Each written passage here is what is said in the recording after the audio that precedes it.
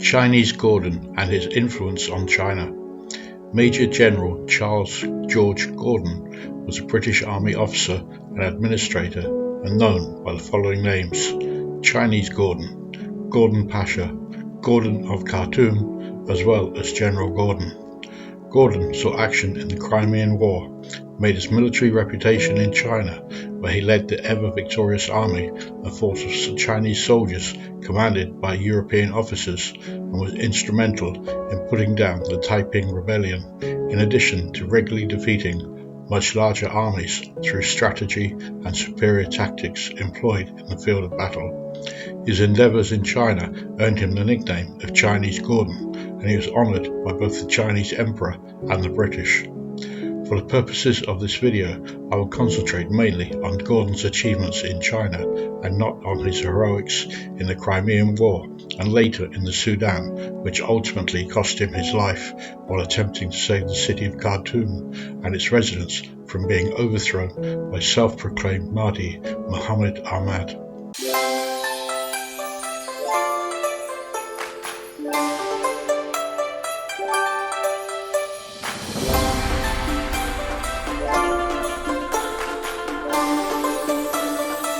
Early life.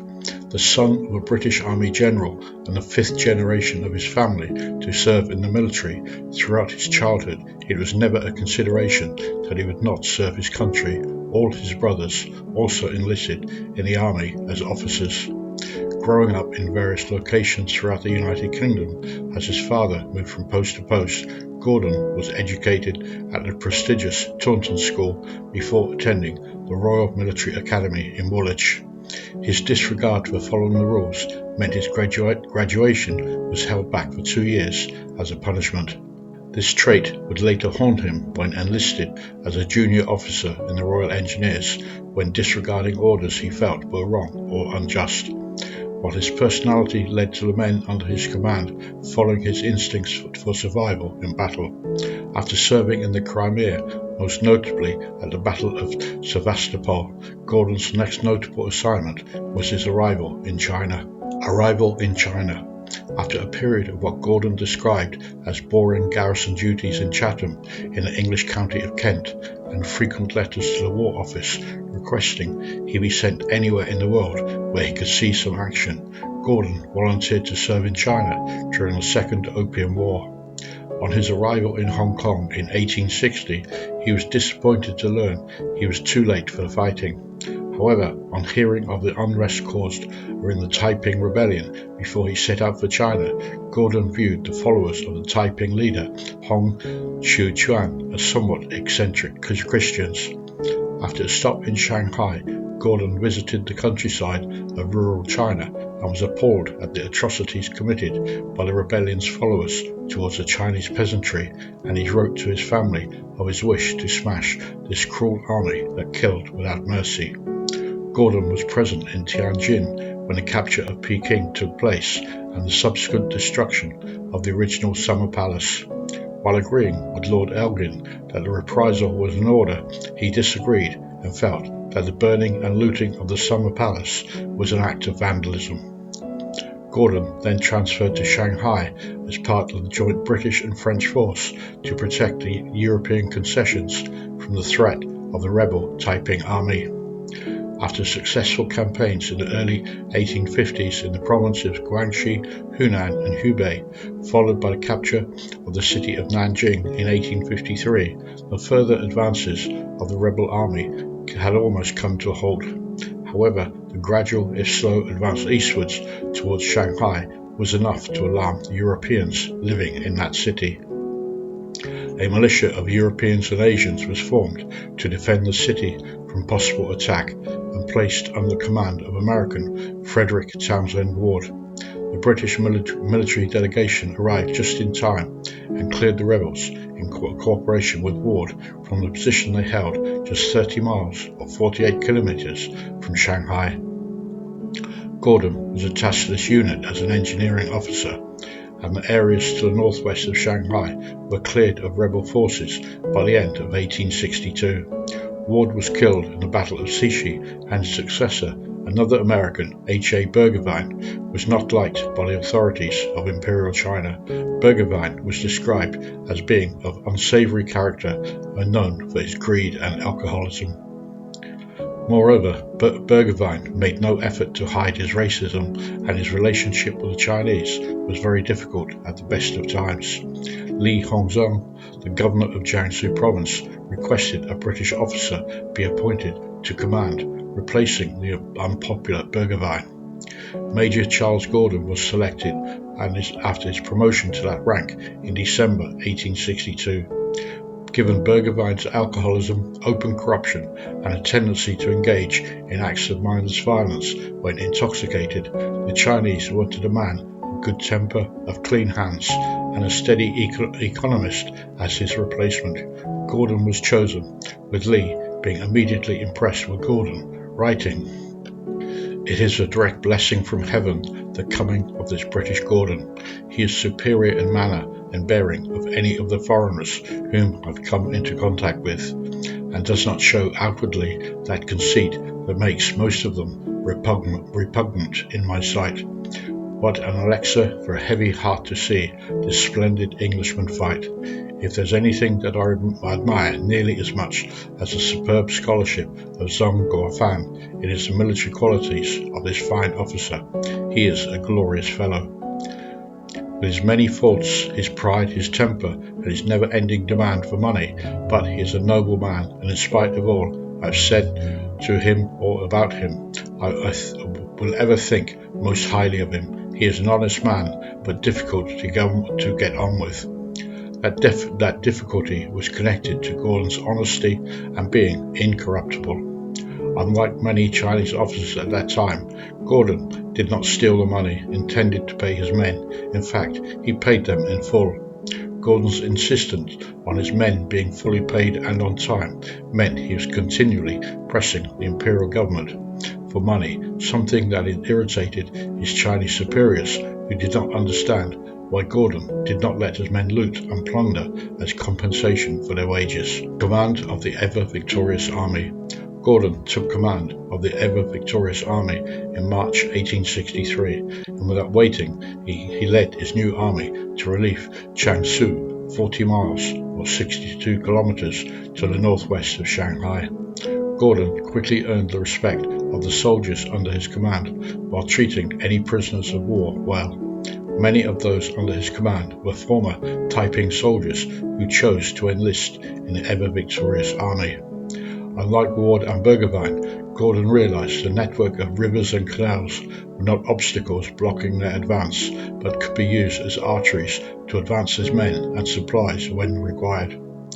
Gordon was critical of the way Chinese generals fought, observing they were content to inflict and accept huge losses in battle, an approach Gordon disapproved of. Gordon preferred to attack from the flanks rather than conducting a full frontal assault. On the morning of 30th of May 1863, with the Taiping guarding the town of Qinshan, an armoured paddle steamer, the Hyson, armed with a 32-pounder cannon on the bow, sailed along the canal, with Gordon stood at the prow. Following the Hyson was a fleet of 80 junks converted to gunboats. On board the Hyson were 350 soldiers from the elite 4th Regiment of the ever-victorious army, who, under fire from the Taiping, chopped away the wooden stakes placed to prevent shipping from advancing along the canal. Having removed that obstacle, Gordon and his men were able to outflank the main defensive line of the Taiping. This maneuver caught the rebels off guard, causing thousands of them to panic and flee. The 4th Regiment took the town, while the Hyson sailed up and down the canal, firing the 32-pounder to remove any Taiping positions that remained along the banks of the canal. The Taiping had oppressed the Chinese peasantry, and as they fled, those oppressed peasants emerged from their hiding places and cut down any fleeing Taiping they came into contact with. Gordon was hailed as a liberator by the Chinese people. Gordon also had the pleasure of defeating Burgevine. His predecessor had formed his own force of mercenaries and joined the Taiping. After Gordon's army had surrounded Burgoyne's outside of Suzhou, Burgoyne had abandoned his own men and tried to rejoin the imperial side. Gordon arrested him and sent him to the American consul in Shanghai with a letter asking for Burgoyne to be expelled from China. Gordon's travels up and down the Yangtze River Valley left him appalled at the scenes of poverty and suffering he witnessed. Their suffering was strengthened by his religious faith, and he argued that there must be a just, loving God who would one day redeem humanity from all this wretchedness and misery. During his time in China, Gordon was respected by friend and foe alike for leading from the front and going into combat armed only with his rattan cane, always refusing to arm himself with a gun or sword, a choice that almost cost him his life several times. His bravery in battle, together with his string of victories and an apparent immunity to bullets, led many to believe he held supernatural powers, and that he harnessed the qi, the mystical life force traditional in Chinese society, to govern everything in some extraordinary way. Capture of Kunshan. The next objective was the city of Kunshan, which was captured with considerable losses. Gordon led his force through the countryside, seizing towns along the way with the aid of imperial soldiers, with the city of Suzhou being captured that November. Gordon had personally guaranteed that any Taiping rebel who laid down his arms in surrender would be treated humanely. However, the ever-victorious army was ordered not to enter the city, with only the imperial force given that task. Gordon, therefore, was powerless when those imperial soldiers executed all the Taiping prisoners. This was an act that left Gordon enraged. A furious Gordon wrote that executing prisoners of war was stupid, and if faith had been kept, there would be no more fighting, as every town would have given in. In China at that time, the penalty for rebellion was death, and under the Chinese system of familial responsibility, all family members of a rebel were equally guilty, even if they had nothing to do with the rebellious individual's actions. The Taiping fighters were executed along with their spouses, children, parents, and siblings. In the eyes of the law, all were equally guilty of treason. Gordon strongly believed that this approach was militarily counterproductive, as it encouraged the Taiping fighters to fight to the death. Gordon felt this approach to be unwise, as the Taiping leader, Hong Xiuquan, had become murderously paranoid, conducting bloody surges among his followers. Many of the Taiping were willing to surrender if the imperial government would spare their lives and those of their families. Even more importantly, Gordon had given his word of honor that all Taipings that surrendered would be treated humanely, and considered the massacre in Suzhou to be a stain on his honor. On the 1st of January 1864, Gordon was notified that a messenger from the Tongzhi Emperor on his way to meet him, and that Gordon should wear his finest uniform. When the messenger arrived, he was accompanied by servants carrying several boxes containing 10,000 silver taels, coins, along with banners written in the finest calligraphy celebrating Gordon as a great general, together with a letter from the Emperor himself thanking Gordon for taking Suzhou, and all these gifts were his reward. However, Gordon refused to accept the gifts and wrote on the Emperor's silk message, "Major Gordon receives the approbation of His Majesty the Emperor with every gratification, but regrets most sincerely that owing to the circumstances which occurred since the capture of Suzhou, he was unable to receive any mark of His Majesty the Emperor's recognition." This rebuttal greatly offended the Emperor when received at the Forbidden City, and Gordon's military career in China was effectively over for the time being. A Scotsman in China at that time, who knew Gordon, wrote, "He shows the Chinese that even an able and reliable man such as he is unmanageable." Following a dispute with Li Hongzhang over the execution of rebel leaders, Gordon withdrew his ever-victorious army from Suzhou, and they remained inactive until February 1864. At that time, Gordon approached Li to arrange further operations for his army, and they resumed the high-tempo advance to lead the Battle of Changzhou, which led to the capture of Changzhou, the principal military base of the Taiping in the region. Gordon wrote in his diary, "The hourglass is broken," with the prediction that the war would soon be over. The ever-victorious army did not take part in the final offensive, the capture of Nanking, that ended the war. The imps, as Gordon had referred the Imperial Army, wanted the honour of taking Nanking all to themselves. Capture of Yixing, Liang and Kitang. Instead of taking or assisting in taking Nanking, the ever-victorious army was given the task of taking the secondary cities of Yixing, Liang and Kitang. At Khartoum, Gordon was wounded for a second time on the 21st of March 1864 when he was shot in the thigh by a Taiping soldier. It was only a slight wound, and Gordon was soon back in action, fighting his final battle with the ever-victorious army at Changzhou in May 1864. On returning to Khartoum, the ever-victorious army was disbanded in June 1864. Gordon and his army had won 33 battles in succession, with Gordon writing that the losses the army received were no joke, as he had lost 48 of his 100 officers and about 1,000 of his 3,500 soldiers had been either killed or wounded in action. The emperor promoted Gordon to the rank of Tidu, chief commander of Jiangsu province, a title equal to that of field marshal, and he was decorated with the imperial yellow jacket and promoted to the rank of Qing Viscount First Class. However, Gordon refused to accept an additional gift of 10,000 taels of silver from the imperial treasury. Only 40 men were permitted to wear the imperial yellow jacket, which was a symbol for the emperor's ceremonial bodyguard, and was thus an honour for Gordon to be able to wear it. He was promoted by the British Army to the rank of Lieutenant Colonel on the 16th of February 1864 and appointed a Companion of the Order of the Bath on the 9th of December 1864.